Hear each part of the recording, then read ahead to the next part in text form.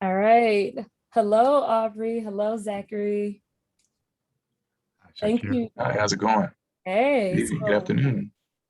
good afternoon. Thank you both so much for joining me in this conversation around mental health and mental illness, really educating and informing our youth around the subject and enlightening and empowering them, offering tips, suggestions, and resources on how they can be more informed about what mental illness is, what mental health is, and how we can overcome some of the challenges that we face, especially now during the pandemic. So thank you both for joining me. I'll get right into introducing both of you so we can get right into the discussion.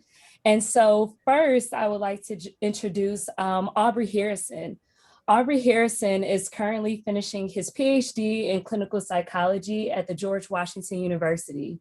He has a clinical focus on providing culturally relevant therapy to minority adults, children, and families, and a research focus in the area of racism and the development and implementation of contextually and culturally relevant prevention and intervention programs for urban minority youth exposed to chronic and severe stressors.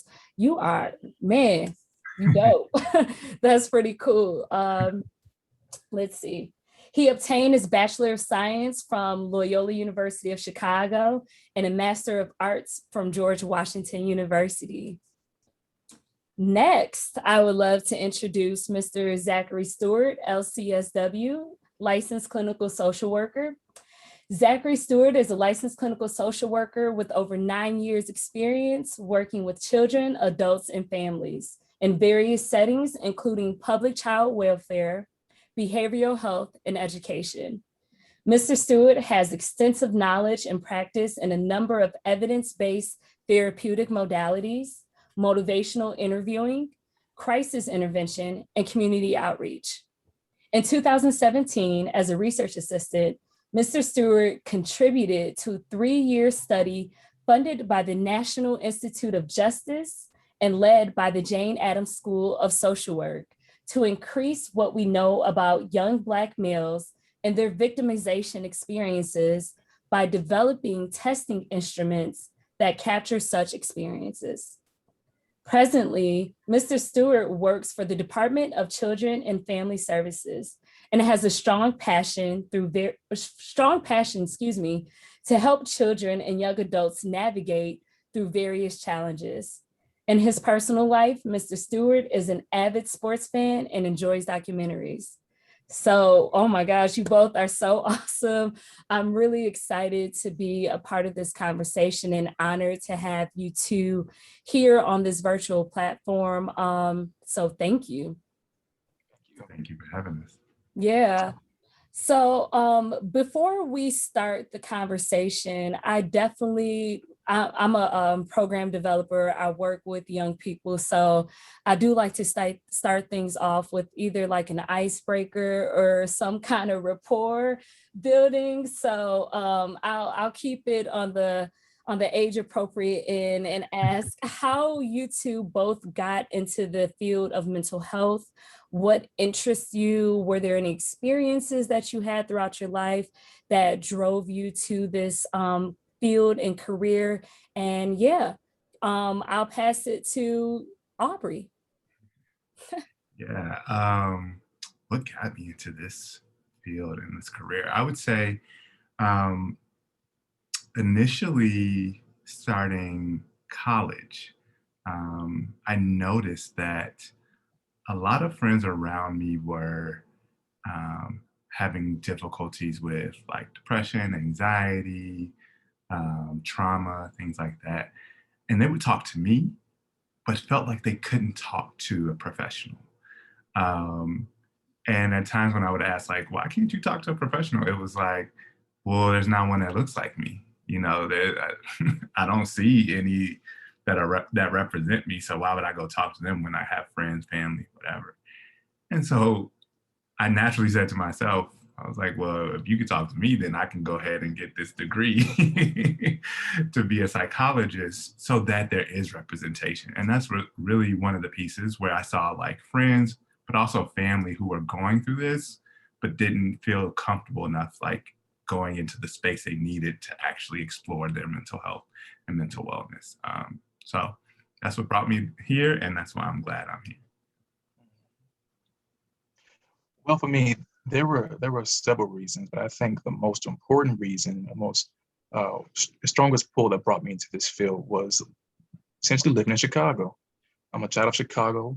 I lived on the South Side, lived on the West Side, um, also the suburbs too, and just some of the everyday sort of issues and traumas that we see in some of these spaces, in some of these neighborhoods, even just the feel of being in some of these communities, and seeing the despair. Um, gave me questions. So not only my neighbor, but people, my family members, people in my family, and some of the issues they go through. Those are some of the biggest reasons that pulled me into this field. So that's what I would say. There are a number of reasons, but those are the two main reasons: family members and just what I observed in my community. Okay, that's good. That's good. And you know, I realized that I didn't introduce myself. And so I definitely want to like add to the conversation, but also introduce myself. I'm Shakira Richards. I am the Senior Program Manager for the Youth Services Center at the Chicago Urban League. And interesting enough, I think I was so excited to start the conversation because I have a vested interest in supporting mental health and wellness for Black and Brown youth that I work with here at the Chicago Urban League.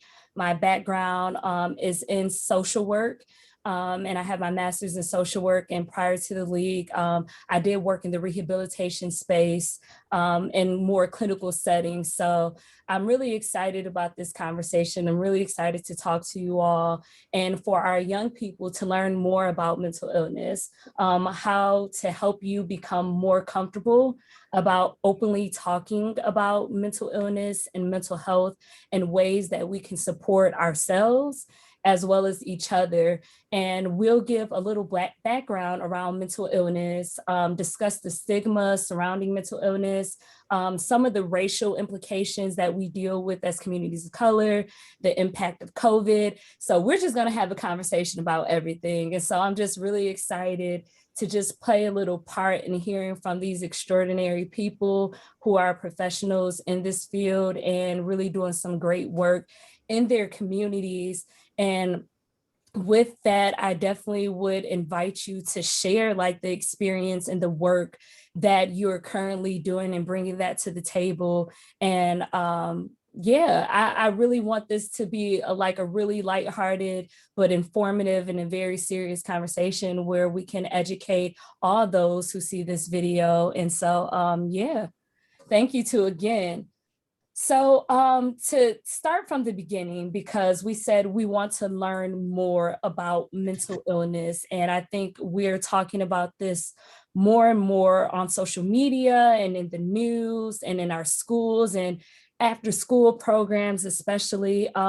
What is mental illness? And can you both share with me your perspectives or what you've learned and how you use or how you share what mental illness is? Sure, I'll go. To me, mental illness is a state of being, a state of well-being. It's something that includes our emotion, our our minds, thinking, and how we interact with other people, essentially. Um, when we at peace, when we at our baseline, we're stable, we are we're focused. But sometimes life happens, things happen, stress happens, and sometimes that can cause our mental health um, to waver sometimes. So that's my definition of mental health. And of course, um, there's more to it. Um, your genetics make a difference. Your community, your environment makes a difference. Definitely have a big impact on your mental health as well. Yeah, and I'll just add to what Zach said. I see mental illness as like a health condition, right? And so, like he said, like it's the emotions, the thinking, and the behaviors that you express that are different or out of line of what your baseline would be, and how we kind of see it, as far as like mental health, kind of having that like holistic wellness, for yourself. So yeah, it's important to know that it is a health condition, right? But that it, as Zach and I would probably say, is something that can get better with tools. Just like if you got a cold, right? Or you got some sort of like illness, there are certain treatments that help us to move forward. That's good. And with knowing that, and knowing how society and culture stigmatizes the idea of mental illness, or just having these conversations can be kind of like a strange subject line. I think it is becoming more common to have open conversations, but there's still communities who tread lightly when talking about mental illness and mental health. So can you tell me a little bit more about that, and your experience and how you approach those communities that you work with, Aubry, when having that conversation? Definitely, yeah. I like to think about like breaking down the stigma of thinking about what the community experiences as a whole, right? Within our families, within our communities, we know people who have experienced depression, anxiety, trauma, bipolar disorder. The list goes on and on, right? Racism, I see that as a form. And so with all of these things that happen in our community, specifically the Black community, oftentimes there's kind of the racial piece of structurally, there have not been people who have represented us, to give us that kind of kindness, or to give us that space to process. They don't understand what we go through. They can't help us like explore what it's like in my neighborhood, in my family, things like that. And then outside of that, I think in the Black community, we have adapted to say like, well, the church environment, is kind of like our space for expressing mental illness, or just like a mental health issues, right? And that's a healing place, or like a certain community. And there's nothing wrong with that. Definitely nothing wrong with that. But there's also professionals like Zach and I who are here to help. Just like there are doctors who are in the church, but in the church, the doctor is not actually going to like do a procedure on you, right? And so you have to go to the right space where there are people that do look like you and get that. So that's kind of like how I try to break down the stigma. One, helping us to see that our community has had some like structural racist implications that have hindered that, but also that we have this perception, which is true, but also how do we break it down by showing Zach and I, who are in this field, who are doing this work. Absolutely, absolutely. 100% agree with you. I think exposure is a critical key in this matter. For the longest, like you mentioned before, the church is the only place to heal. But it isn't. It's a great place to be. However, it's okay to allow other things to come into your life to help you. You can get your blessings in more than one way. Mm-hmm. I think that piece, plus the perception like that Black people, we don't do that. Mm-hmm. We don't need that. That's not for us. That's an other kind of people practice or thing. In reality, it isn't. It's help. It's evidence. It's evidence-based research, and it's evidence-based practice that help professionals, like Aubry mentioned before, like he and I, to help move clients and move people in our communities into a better direction. So I think the stigma of, well, the perception that we don't do it, it holds us back. It's just not the case. But we are moving forward. mental health is definitely a topic that's becoming more prevalent in our community, especially in places like barbershops. I'm so glad that you brought up barbershops and to think about these different spaces where mental health is like positively supported, sometimes intentionally, sometimes unintentionally. Um, can you tell me more about this barbershop idea and space that you brought up and how that relates Sure. to mental illness or mental health and wellness? Can you tell me a little bit more about that? Absolutely. And even from me, the barbershop it is our country club. It is our safe space. It is our place to be comfortable, sit back, have organic conversations, to be who we are. And barbers they play a critical role in our community. A lot of times they're a therapist, they're a hairdresser, they're a mama, they're a father. Uh, they they play a pivotal role in our everyday life and how we perceive ourselves and how we uh, basically how we move through our life. Um, so much that now um, I read an article about a barber, and I can't even recall the article, but I do remember this particular barber's face and how he was so enthusiastic about helping his clients, um, opening them up, talking about their mental health, and to just free them from their day-to-day struggles. And it was definitely impactful for sure. And you know what? I'm going to find that article, and we're going to revisit it later if I can find it.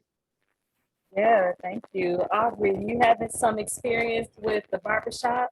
Oh yeah, yeah. I mean, I I always like to think of the barbershop. It's therapy in and of Right. itself, right?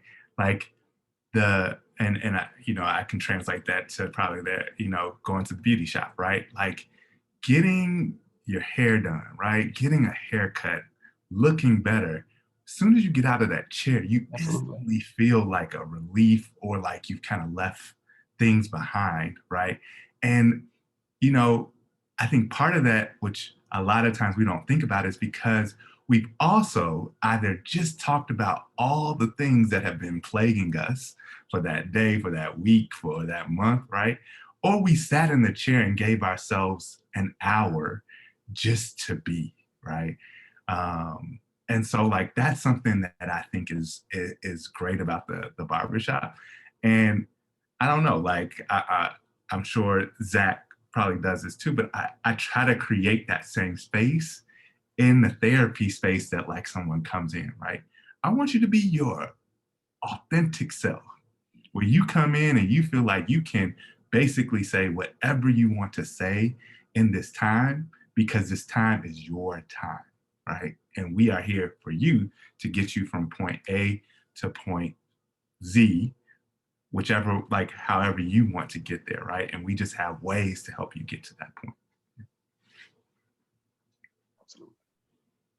That's good, Aubrey. And I really think it's cool how you use kind of like the idea and the community and safety that you felt in the barbershop to kind of drive your professional experience and how you work with, people and creating that same sense of safety for them. So I think that's really cool to hear.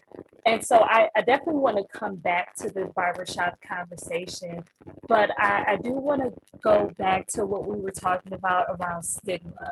And I want to hear, why does the stigma of how people perceive, especially Black communities and Black families, why is it important how we perceive the stigma of mental health? Why does that matter? Doesn't matter how we perceive mental health and how we talk about it, and see it in social media and TV, in our homes and workspaces. Why does that stigma matter? Absolutely. The stigma matters because if it can cause a real barrier to seeking help. It can cause a real barrier to pretty much life and death. If people think that it's something that's irrelevant, something that isn't effective, someone who's going through a crisis won't even have the opportunity to, or even see themselves as needing the help that can save their life.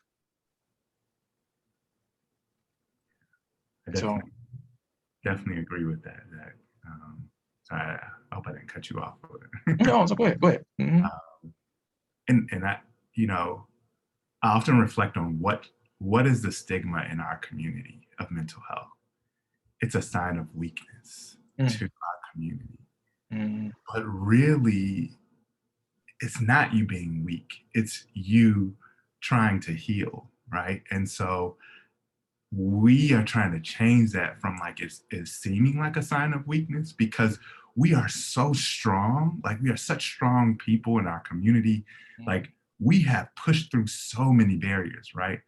But we also have to give ourselves that grace and space to say, like, I need this, right? And so dropping that down and saying, like, vulnerability is actually power, right? Vulnerability is actually you showing your strength, right? Because you are allowing yourselves to kind of open that like Superman chest, or Superwoman chest, and say, here's what you see. Let's get it together and then bring it back so that I can keep moving. Absolutely. I think that the Black community for some of us, we don't want to be perceived as someone that's crazy. We don't want to be that other crazy, them other people, them crazy folk. And I think we are moving towards a better culture, of like a culture that promotes mental and physical health. But for those who might be lagging behind, or may not have the exposure or the skill, the understanding about things in this field, they don't want to conceive as a weirdo, and that's the farthest from the truth. Asking for, everyone has the right to ask for help, and everyone has the right to receive help. And just because you ask or you need help doesn't make you weird. That's because, suppose you even have a clinical diagnosis, it doesn't make you weak. It doesn't make you weird. It doesn't make you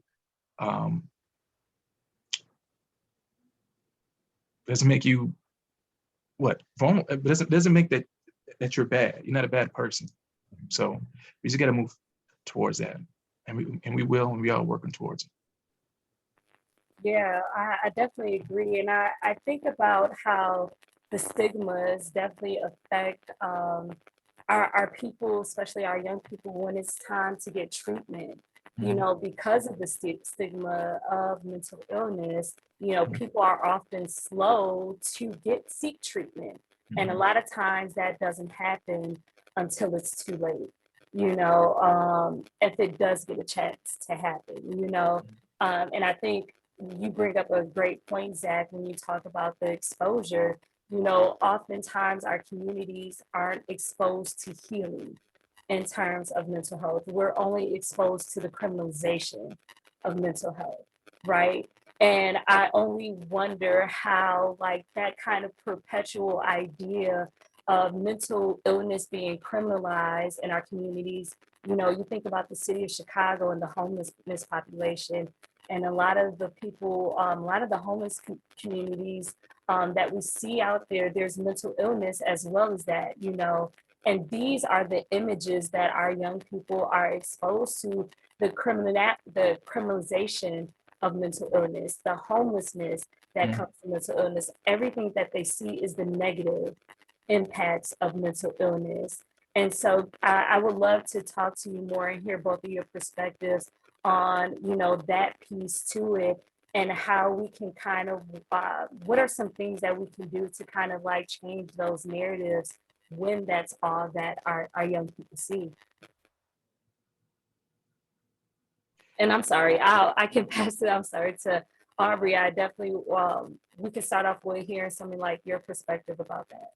Yeah, I think, some of the ways in which we are trying to help change that narrative is, one, by representation, right? Representation really does matter. It matters so much. I'll throw out one little statistic. of the psychologists who are licensed, or just of psychologists in the country, 0.8 are Black male psychologists. Crazy, right? But the number is inching up because we see, as Black men, like, we got to get into this field, right? But that doesn't include like Zach, who's an LCSW, right? And so we're expanding this to like show like mental health has people in it, right? It has people who represent you, and we want you to see that we are here and ready for you, right? And so I think that's number one. Number two is kind of highlighting like that it's a healing process, right? That, a lot of times there's, I use the medical kind of perspective, right? If you broke your arm, you're gonna go to the doctor. You're gonna put a cast or get a cast put on, right? And you're gonna take the 8 weeks or however many weeks to let it heal, right? Because you want to play basketball, you want to be able to shoot movies, whatever it is that you want to do, right? Same thing with mental health, right? Like, we want you to be able to heal, and you can heal from it.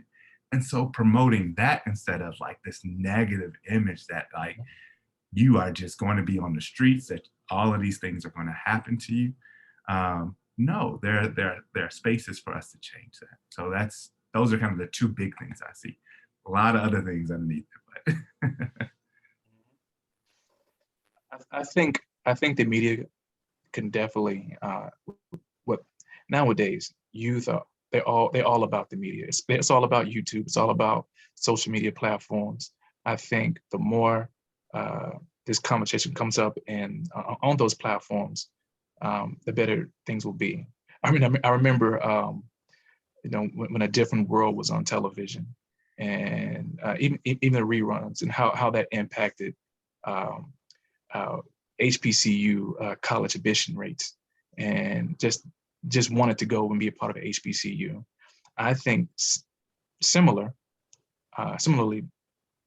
positive images about mental health can definitely shape young people's understanding and thinking about mental health.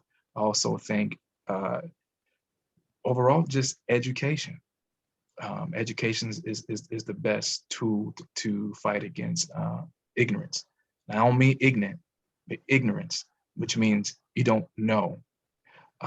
Education is critical. So proper education, because a lot of miseducation too. So we have to be aware of that, avoid those pitfalls, and learn, essentially.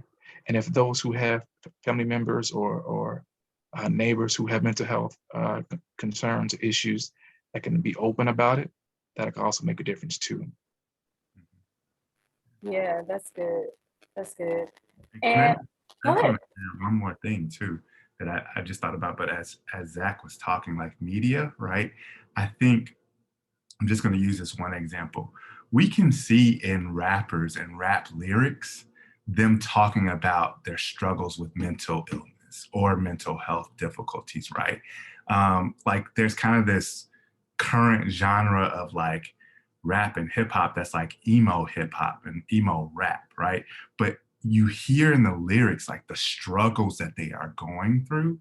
And so if we can begin to break that down and say like, you heard this, right? And you kind of identify with it, right? Well, those are kind of signs of depression, or those are signs of like anxiety, right?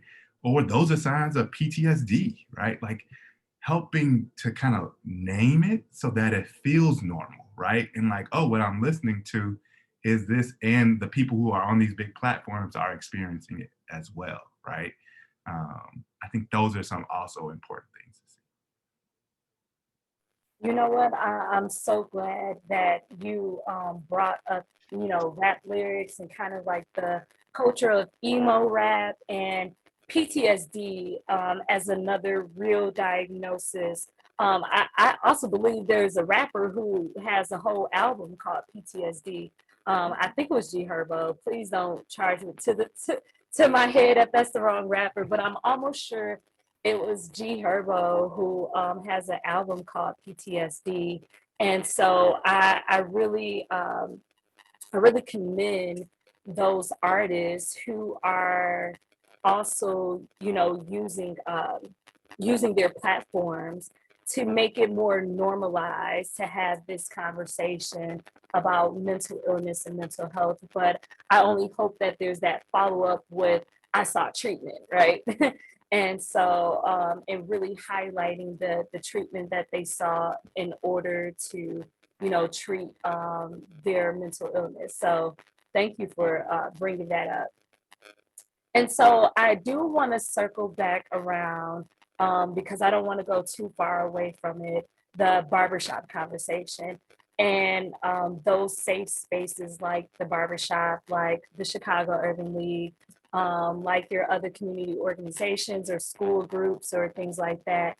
And, you know, in 2020, those spaces went away, right? There was no more barbershop. There was no more school. There was no more Chicago Urban League. Heck, there was no more church. There was no more, there's never like not church service going on. And literally everything was stripped. Those safe spaces were stripped. And so in light of that, you know, can we talk about, you know, or if you have any thoughts around how like COVID has shifted how people can even access safe spaces, let alone mental health resources. And yeah, let's first. I would like to hear more about that, Zach. How do you think COVID has really shifted how people are able to seek mental health safe spaces or mental health treatment and the accessibility of it? I'm going to say this first and foremost. It was rough. Not going to the barber shop. I'm out there. It was rough. I had to learn how to cut my own hair, and it was not pretty. But I think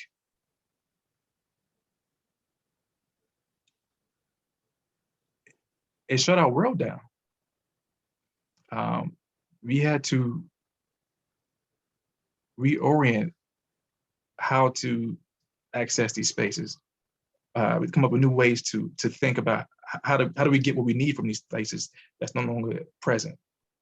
And for some people went without, quite frankly, and which only exacerbated our lives. So that's what I would say. It stopped us. It stopped us all. For those who are have lack of means or lower, blah, blah, blah, blah, blah, blah. Can't even speak right. But low income. Some people adjusted okay because we still has telehealth. That was one place that some people still had access to. For those who didn't have jobs, for those who didn't have insurance or access to a laptop or Zoom like we're on right now, our world stopped. At least getting to the place that we know. And so we had to rethink and adjust to our situations, including me. Yeah. Okay. I mean, yeah, the pandemic, the COVID-19 pandemic, which we are still in, right? Mm-hmm. We Very are much still so. in it, but we've adapted to it and tried to continue functioning in it. But like Zach said, like, I mean, it was rough, right? It hit hard. I definitely had a huge fro that was sitting out, looking like I just had forest vibes. That's what I would say. Like I was living in the woods or something like that. But I think that made it harder for adolescents too. Like adolescents were literally trying to find spaces that they no longer had. And if they still were having therapy, they were having it in their homes where maybe there wasn't privacy or they had to sit in the bathroom, right? Things like that, which significantly impact what they're willing to share and how they're willing to kind of express themselves in those moments. So I think that was a big piece. But one beauty that I saw out of the pandemic is like there were more initiatives for free things for kids. So like for instance, my brother and I were hosting spaces for Black men and Black boys virtually once a month for free, just so that they could have that like space to say, right? And we had hundreds of Black men from all over the country just coming in, just chiming in for an hour. Like, I'm dealing with this, I'm dealing with this. What resources can I have? But I just need to get it out to other Black men, right? So that was a beautiful thing because it wouldn't have happened outside of the pandemic per se. But at the same time, it was hard and still is hard on some people. Yeah. Absolutely. Absolutely. I think that's really cool that you all were able to find an innovative way to create a safe space. And I think that's what the pandemic really challenged us all as people to do, is really be innovative for survival. You know, we needed to survive this pandemic, and doing the things that we normally do, the way we normally do things, just wasn't going to happen. And so we had to create these virtual safe spaces. And I think you both also brought up the accessibility of even the opportunity to have a virtual safe space. You know, that became a luxury. You know, healing became a luxury for so many communities. And it's just unfortunate. So I wonder, in this kind of like new space of innovation, have you all picked up any like different things that you all do at home in the safety of your personal space outside of the COVID infested world? What are some things that you pick up to maintain some mental wellness, some emotional wellness, physical wellness? Because I think they all go in hand, the physical, the mental, emotional, social. What were some things that you did to help protect your peace? And this is for either one of you. Yeah, I would say I started cooking a lot, like cooking way more than I have ever Let's get done. down. I saw it on Instagram. Yeah, I was moving with that. I've been eating a lot too. Right. So, you've been cooking, I've been eating. Yeah, I think it also made me slow down in life though. Like, I think I started like trying to figure out what the work-life balance was, or how could I balance things more, where it was like, I want to spend time with, like my dog, or like I want to just like watch the show, or I want to read, or things like that. And so it pushed me to like figure out new ways to actually like engage in self-care, to take care of myself while going through something as crazy as a pandemic, right? Like, generations will be talking about this, like, wow, you went through a pandemic, right? Like, so, yeah. I did something that I can't recall that I've ever done before. And of course, I am grateful, but I've never said aloud what I was grateful for, the things I was grateful for. And so at the beginning of the pandemic, just spending time to myself, thinking, saying out loud how lucky I am to be present, to be alive, to have food, clothes, and shelter, and just be thankful for what I have and what's in my life and who's in my life. And saying it out loud was something I've never done before. I can't recall that I've ever done before. And that was one of the first things that I did when the pandemic happened, especially after the NBA shut down. And that's when it felt real to me. Oh, when wow. the NBA canceled its season and sports went away,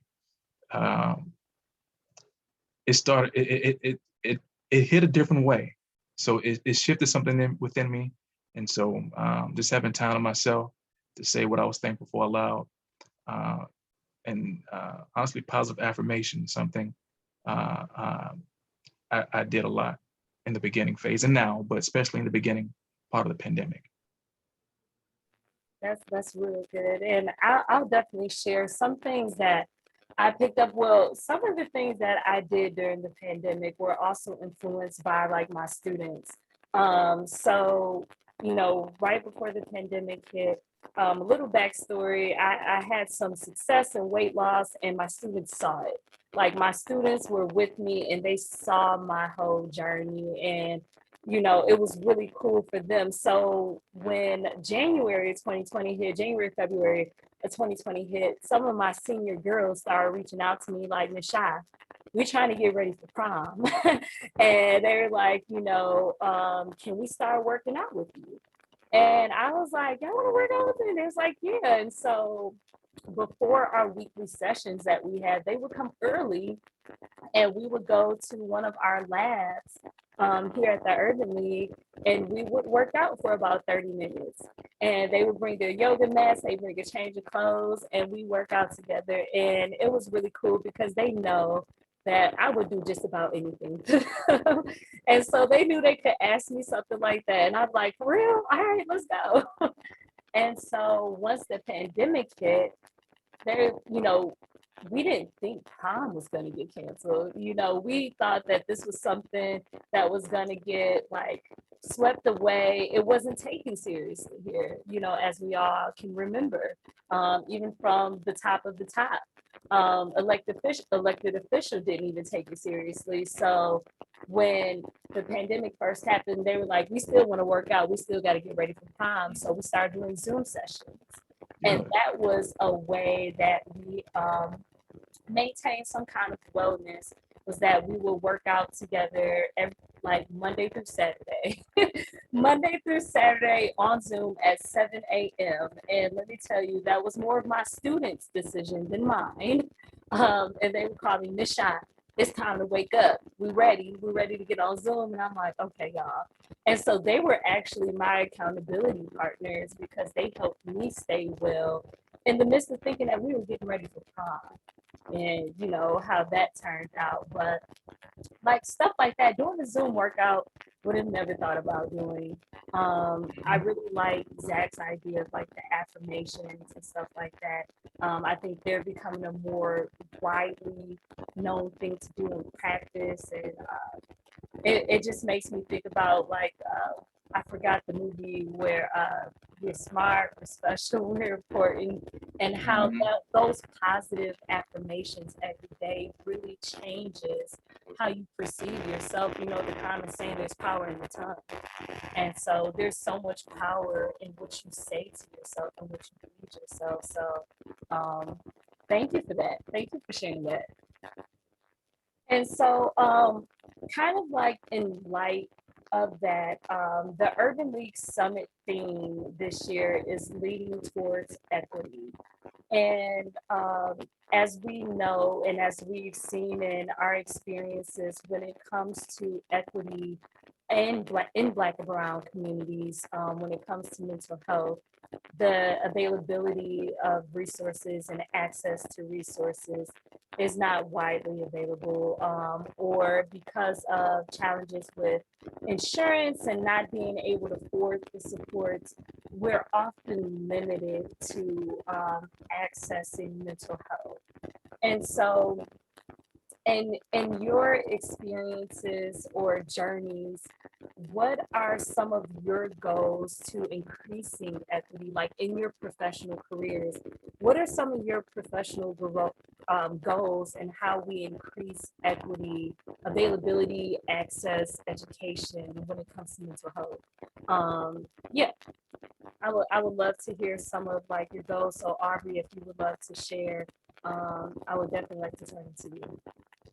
Yeah. I think for myself, some of my goals just to really increase equity is, number one, to be like, do what I'm doing right now, right? Is to be that voice and a face of mental health. I want people to see that there's someone who looks like them, who's been where they are, right? Like Zach said, I'm from the South Side of Chicago. I know the streets. I know everything that has gone on. I've lived, through some things. And so like knowing that there's someone who that they can connect with, I want to make sure that they see that on a regular basis. And so that's one piece. The other piece is like really helping to teach and educate and even train like barbers, right? Kind of different professionals, how to not only talk about this and how to talk to like their clients about it, but then how to also refer them to like different spaces, right? So like saying like, you know, Jay, he was kind of talking about how he like sits in the house all day, and this is the first time he's been out of the house in 14 days, right? Like sounds like he might be depressed. Maybe I need to give him this resource that would be helpful. And I know my brother Aubry or my brother Zach, they got the resources, and so let me reach out to them, right? So like helping that, I think that's going to increase like the visibility of mental health being a norm, and also increase that equitability. That's great. Thank you. What about you, Zach? With me, I'd say that I want to work towards being a griot, a person that knows, a person that understands systems and how they impact and engage with people. So my personal and professional goal is to understand and identify where throughout the city of Chicago, throughout collar counties, you know, that DuPage, the Wills, and so on and so forth, understand what are those, what services are in those areas, so I can pinpoint and able to tell those who want to know, if those I come in contact with, where they can find the things they need. So that's my goal. That's my plan. Is really just to build a network and just to know, so I can share. So luck is nothing but opportunity and preparation meeting together.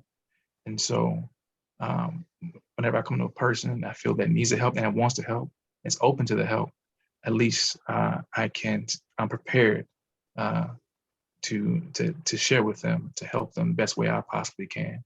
And that's through educating them about systems such as, for example,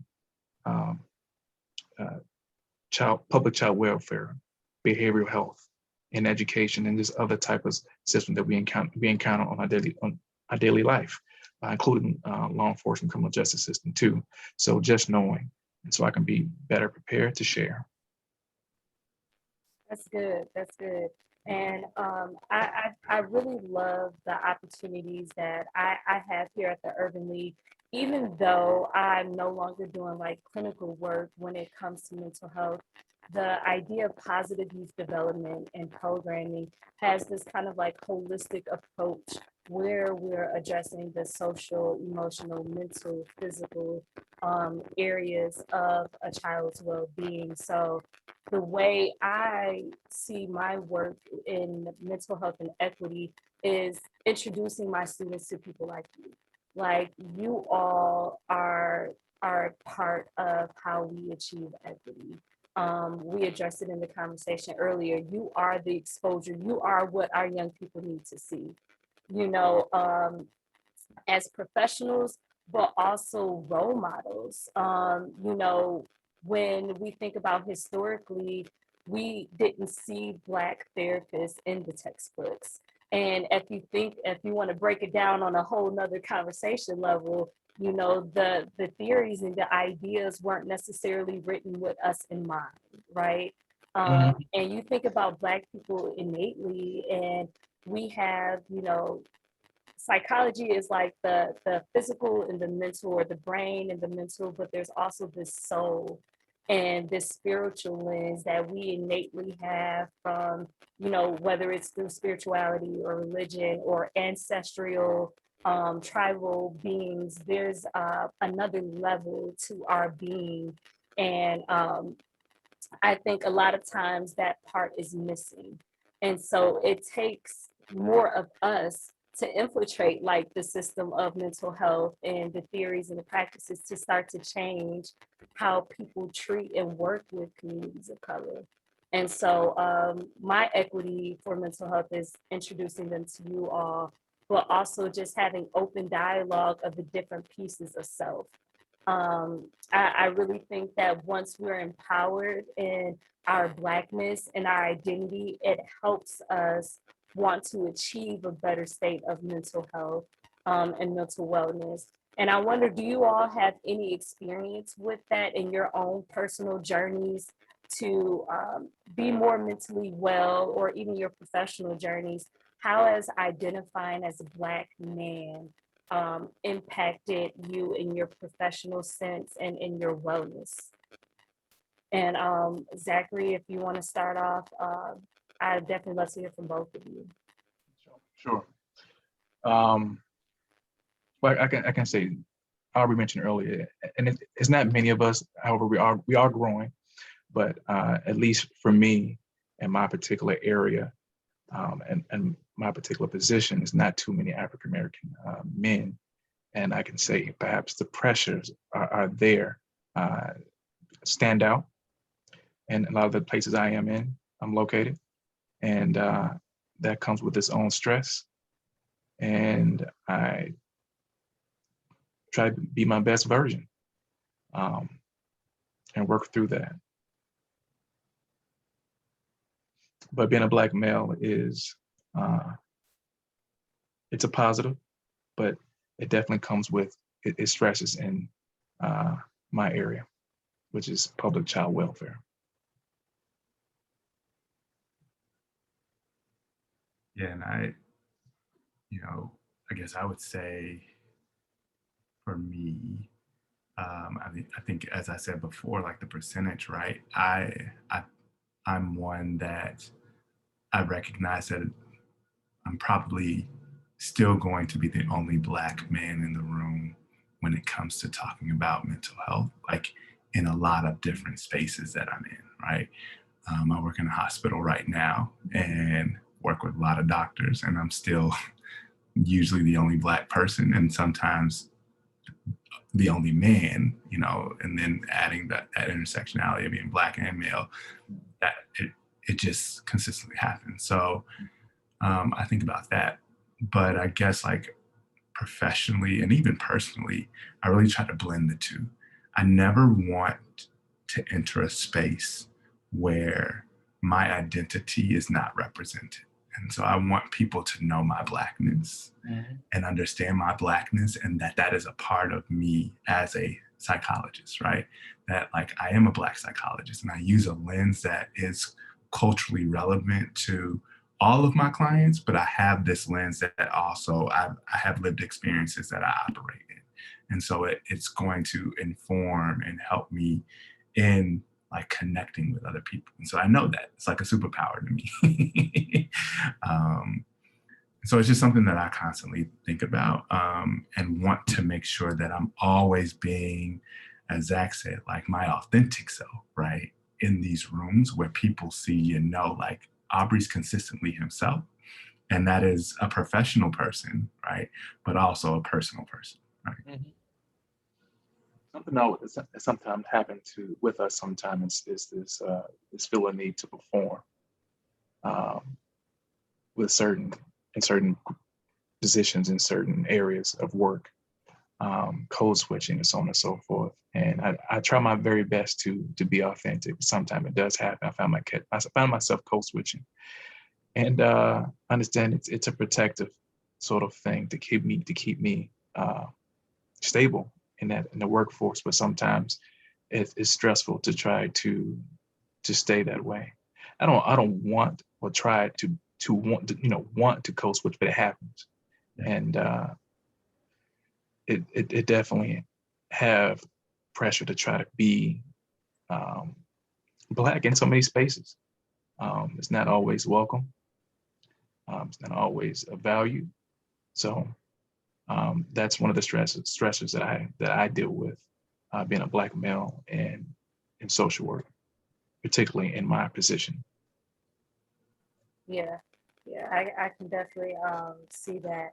And so I wonder, what are some tips or advice that you all have for young people on different levels. So what are some tips and advice that you have for young people when talking about mental illness? If they feel that something is off mentally and emotionally and they want to seek help, what are some tips that you have for how they can even identify, that something is off and start the conversation? So I definitely want to first address that because I want to be intentional with the answers instead of like overloading you with the different steps. So we'll start off with that part. Like how do we help people or young people start that conversation and being able to identify that something is off? And so Aubry, you have something? Yeah. Well, I would say for teens, it is. I know that sometimes it's hard to identify when something's off, right? Because, for instance, with trauma, sometimes there's generational trauma that has been passed down, and that trauma has been lasting for years, right? Since they were a child or, even an infant. Um, but I think understanding that, when they feel like something is really off, right? That they can't get out of a certain mood or state of mind or like emotional feeling, right? And that's when they need to tap into that little like flag or like kind of like moment of like, like maybe I need to talk to somebody. And that could be even expressing themselves to a friend, right? Or even like an adult who like, knows a little bit about mental health. They're not going to know all the diagnostic criteria, right? But once they express it, the hope is that somebody will then recognize like, I'm feeling a little off. Feeling like I'm feeling these things. What should I do about it, right? Talking about that starts the path or starts them down that path of like potential recovery and healing and getting the help that they might need. So that's kind of one of the things I would say is helpful. I'd say to a young person, nobody knows you better than yourself.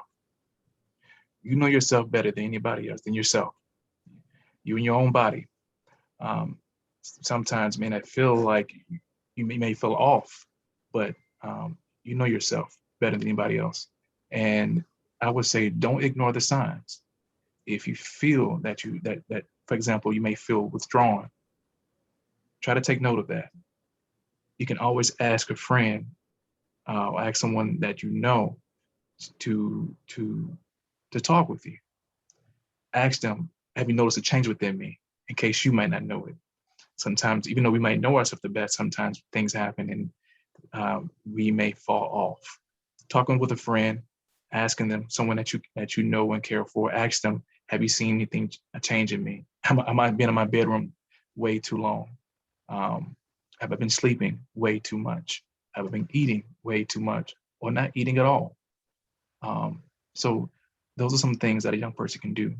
If you're not able to articulate it, how you feel, you can start by writing it. You can write it. You can also pass it along to a friend. You can pass it along to, if you're in school, teachers. You can pass it along to loved ones. You can call, there are helplines to call, and we can talk about that too. There are numbers we can call to talk about our feelings and talk about what's bothering us. Or if, say, for instance, the person may be experiencing suicidal ideation or wanting self-harm, there are numbers and resources we can reach out to help us. So I think young people should know that, so they have all the tools at their disposal. So when they are off or feeling off, they can work on improving or getting better. Yeah, that's good. And so, even with that in mind, do you also, Zach, have advice for young people as to how they can start the conversations if they notice things or changes in friends? If they notice that their mood or attitude or behavior has shifted, how can you give advice to your friends or suggest help or just to check in with them? Sure. I think one of the first things is to be non-judgmental. Okay, that's critically important. Be patient. Don't beat around the bush. Be straightforward. These are your people. These are your friends. These are your family. These are your people. So you don't have to beat around the bush, but do exercise a little bit of patience. Don't be judgmental, and be willing and able and capable of being there for your person. Hey, Aubry, so you have any advice or tips? Yeah, I would just add to that, like, along with being patient is listening, right? Mm. Like, just being that listening ear, allowing for that friend to have that time and space to talk to you about it. And then if it feels like it's too much, not necessarily saying that it's too much, right? But expressing, like, I think maybe somebody else needs to hear this too, right? Mm-hmm. That's important, right? Because I think sometimes there are things that are too much for some of our youth, where they hear a lot, and they're just not in a space where they can hear it because they're experiencing their own thing. So if it feels like too much, also being able to then pass that along. But that patience, that kindness, and the communication too, like, I'm being real with you, I love you, I care about you, and here's the next step. And listen just to listen, not listen just to come up with a response or listen to come up with some sort of outcome result. Listening just means just be there. You don't have to solve the person's problem. It's not your, I'm sorry, excuse me. It's not your job to solve their problem, but you can be there to listen, and that makes a big difference. Big difference.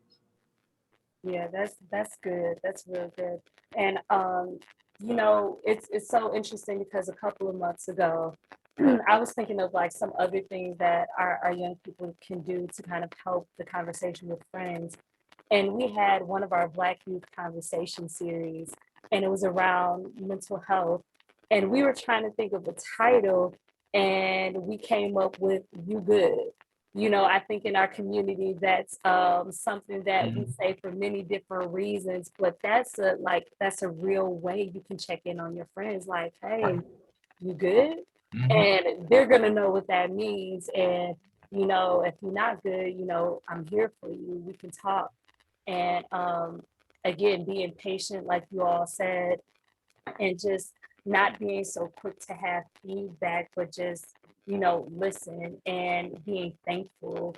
And I also think just being a nice person also helps create a space where people are more open to share. There's so much going on in everyone's behind closed doors in everyone's life, especially with the pandemic and being removed from your normal way of living. Like, we've had to adjust our whole way of life. And so we're still learning. And I think some beautiful opportunities that come out of that adjustment is this highlight an extension of virtual engagement, because now students have more accessibility to people like Zachary and Aubry who look like them. And there are definitely ways to virtually connect with mental health therapists. And so if you do have a friend or someone that is in need of help, now you can virtually access more people, access more help and resources, and access a variety of types of therapists. And so, I don't know if many of you heard that Aubry is on the West Coast right now.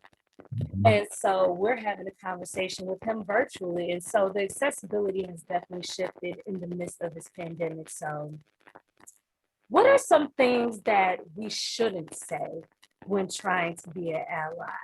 So I want to shift to that, Aubry. What do you think are some things we shouldn't say?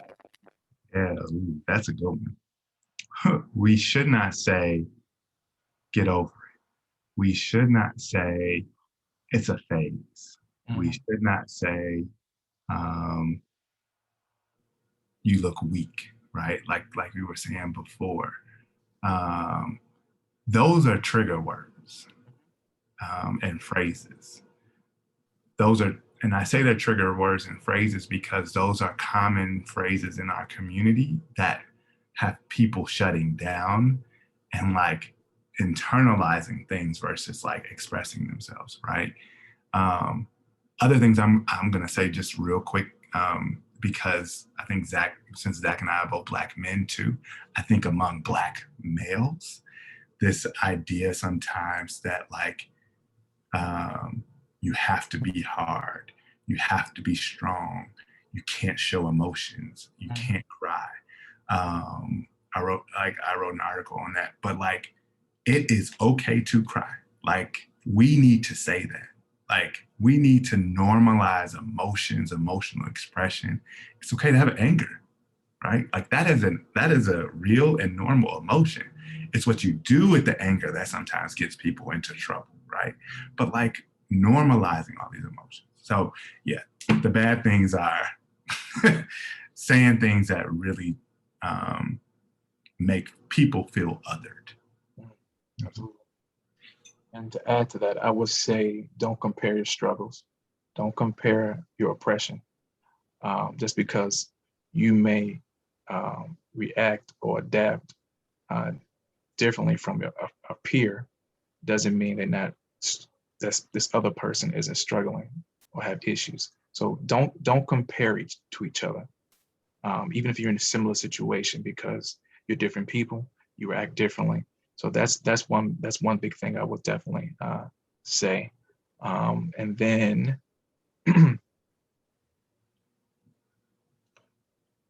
I would say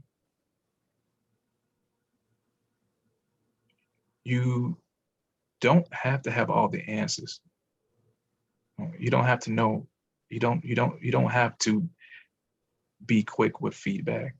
You don't have to give this person. Don't feel the need to give this person correct answers, because one, this person may need a higher level of care. A person may actually need to speak with a therapist. So don't pretend that you know what's best for a person. Okay, so that's what I would say.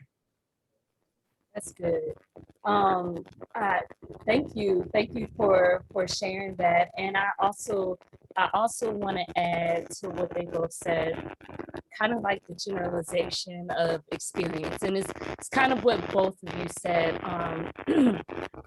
We've all been there, or everyone's depressed. The way we experience depression and anxiety and stress and trauma is very individualized and different. And I know, yes, we are all living through a pandemic, but how we're experiencing this pandemic varies from person to person, even within our own community, even within the Black community itself. How we are experiencing the pandemic is very different. Some of our students didn't get computers and internet immediately. Some of them got it immediately. Some of our students didn't miss a meal by staying at home. Some students missed meals because they were at home, And so when speaking about mental health and mental illness and saying, well, everybody has depression, everyone gets depressed sometime or whatever, it kind of devalues that person's experience. And although you're trying to be relatable, it sometimes can cause harm, because the way we're experiencing it biologically, physically, socially, all of those determinants matter, and they shape, how we heal and how we live through that trauma. So I encourage, students to, don't be so quick to generalize, because you also may have had an experience like that. Your experience is your experience, and this person's experience is their experience, and respecting that it's okay to have two different experiences will help you, be definitely a better ally. And so I definitely want to thank you, Aubry and Zachary, for your time. And my final question before we close is, for young Black males specifically, and young Black children in general, what is some advice or tips that you have with how they can get into the field of mental health?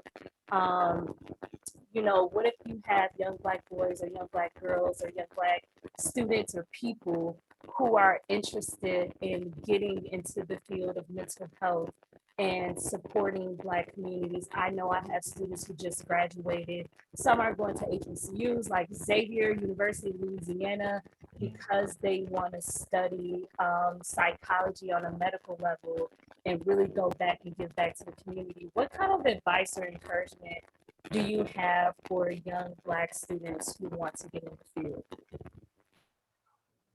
I'm going to answer that, but before I do that, I'm going to say that therapy, mental health counseling is for everybody. It's for females and males, feminine energy, masculine energy. It's for boys and girls, okay? So that's first and foremost. My advice, if a person is interested in studying and working in mental health, and any of these helping professionals, whether you are a PhD psychologist or a licensed clinical social worker or a family and therapy therapist, you can always reach up online, the criteria. That's easy, something you can do. You can reach out to organizations that's nearest you. For instance, people like you, Shai, people that work for the Chicago Urban League or the NAACP, community colleges. You can go to, sometimes high schools have extension programs where they can help you. You can think about the idea of exploring careers in this field. They can connect you to a 2-year school or to a 4-year school, or at least programs, non-accredited programs. Yeah. Research, be open, have conversations, and use the internet. Yeah. Yep. I totally agree with you, Zach. It's do your research. I would definitely say that. And as you do your research, just try to understand what you want to do in the field of mental health, right? Because there's so many different avenues, right? I'm going to be a clinical psychologist. There are industrial organizational psychologists, right? There's Zach, who's at Lcsw. There's, just mental health counselors. It expands so much. And so do your research, understand where it is you want to go, tap into those other resources that, might help you get some experiences. If you're in college, like explore different labs. Like that's really important, is like getting into a good lab. And then I will say, just like for myself, because this is like a lifelong goal of mine, is to help Black people, Black youth, Black men get into this field more, is like, especially if you want to be a clinical psychologist, reach out to me. Like I put that out there right now. You can reach out to me. I will be a resource for you. Absolutely. I will help you connect to the people that you need to, so that we are adding someone else. And then the last piece I'm going to say is don't give up. Yes, don't give up. Never give up. That's good. And like what Zachary and Aubry said, my advice would be seek mentorship. Mentorship goes a long way. And even as adults, we need mentorship in the field of psychology and social work. We have to get supervision. We have to get supervision, and in order to even get our licensing and to finish our degrees and our programs. So mentorship starts. It starts right now. It's never too late or too early to get mentorship. And so if you find a field that you're interested in, seek out a mentor. Ask your school counselors to help you. There's school counselors in the school who are in the field of mental health. Look online. Look on social media right now. Colleges and professionals are using social media to connect and engage with their communities and with their people. So my best advice would be definitely to seek mentorship in your growth and in your development and in your interest of the field, because it will definitely take you a long way. Mhm.